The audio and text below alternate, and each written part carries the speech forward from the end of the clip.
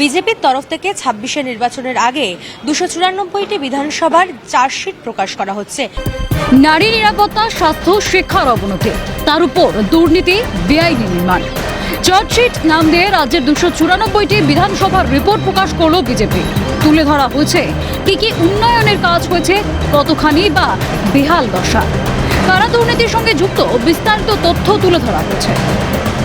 অর্থাৎ ২৯৪টি বিধানসভায় কি কি বেনিয়ম হয়েছে, কি কি দুর্নীতি হয়েছে, স্বাস্থ্য থেকে শুরু করে শিক্ষা কিংবা নারী নিরাপত্তা, সেখানে কি কি দুর্নীতি হয়েছে, সেই দুর্নীতির সঙ্গে কারা যুক্ত এবং সেই যারা দুর্নীতিবাজ রয়েছেন তাদের বিরুদ্ধে কি কোনো ব্যবস্থা নেওয়া হয়েছে, তা নিয়ে রিপোর্ট বা চার্জশিট তৈরি করা হয়েছে।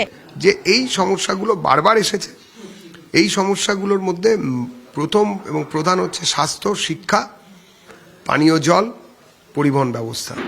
এছাড়াও এলাকার মানুষের উপরে অত্যাচার, তৃণমূলের অত্যাচার, প্রশাসনের একাংশ তৃণমূলের জার্সি না পড়ে কিন্তু মানসিকভাবে তৃণমূলী হয়ে অত্যাচার, এগুলোকে আমরা সামনে এনেছি। জবাব দিয়েছে ঘাসফুল শিবিরও। তৃণমূল নেতা কুণাল ঘোষের মন্তব্য, মানুষই বিজেপির হাতে চার্জশিট ধরাবে। বিজেপিকে বাংলার মানুষ চার্জশিট ভালো করে দিয়ে দেবেন ইলেকশনের রেজাল্টে, সেটা শুরুও হয়েছে। প্রত্যেকটা অংশ থেকে বিজেপির বিরুদ্ধে মানুষের চার্জশিট প্রতিফলিত হবে আসন্ন বিধানসভা নির্বাচনে।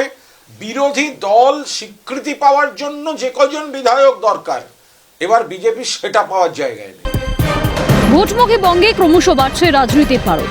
ঘাস না পদ্ম, জন আদালত কাকে বেছে নেয় বোঝা যাবে আর কয়েক মাস পরে। ক্যামেরায় নিখিল দাসের সঙ্গে রেশমি দাস ও রাজা শাহর রিপোর্ট, ক্যালকাটা নিউজ।